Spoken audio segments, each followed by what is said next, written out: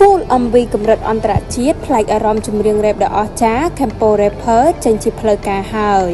ទីបំផុត Full MV កម្រិតអន្តរជាតិចម្រៀងដ៏អស្ចារ្យ Campo Rapper បានចេញជាផ្លូវការហើយសម្រាប់បងប្អូនទស្សនាកម្សាន្តអារម្មណ៍បន្ទាប់ពីផលិតនិងកាត់តយ៉ាងយកចិត្តទុកដាក់ពីអ្នកជំនាញប្រចាំផលិតកម្ម Galaxy Navatra នៅក្នុង MV ចម្រៀង Campo Rapper ផងដែរគឺមានលក្ខណៈពិសេសជាច្រើនមិនត្រឹមតែមានគ្រូបង្វឹកចំនួន4រូបដែលមានទេពកោសល្យខាងផ្នែកចម្រៀងរាប់ឆ្នាំបានពួតដៃគ្នាច្រៀងក្នុងបទចម្រៀងតែមួយប៉ុណ្ណោះទេសូម្បីតែអត្ថន័យនៅក្នុងបទចម្រៀងនេះក៏បានបញ្ជាក់គ្រប់បែបយ៉ាងពីការចូលរួមនិងការផ្ដល់ប្រយោជន៍យ៉ាងច្រើនដែលតម្រង់ផ្លូវរបស់បេក្ខជនដែលមានបំណងចង់ក្លាយទៅជាតារាចម្រៀងរ៉េបអាជីពយ៉ាងពិតប្រាកដពីកម្មវិធីប្រឡងចម្រៀង Campo Rapper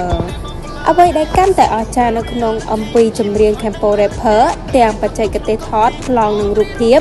មើលទៅត្រជាក់ភ្នែកចម្លែកអារម្មណ៍ជាពិសេសការសម្ដែងនិងការច្រៀងរបស់គ្រូបង្វឹកចំនួន4រូបខាងលើគឺពិតជាវ៉ាវ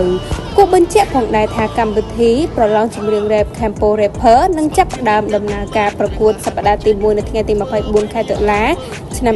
2025នេះនឹងផ្សាយផ្ទាល់លើកញ្ចក់ទូរទស្សន៍ CTN ចាប់ពីម៉ោង8យប់តទៅ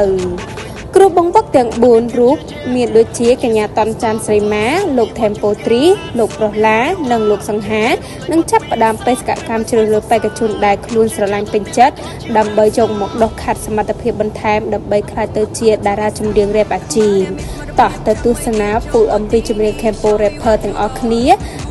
ថាក្នុង MV ចម្រៀងនេះពិតជាអស្ចារ្យដែលកើតចេញពីការច្នៃប្រឌិតគុំខ្មែរពិតៗ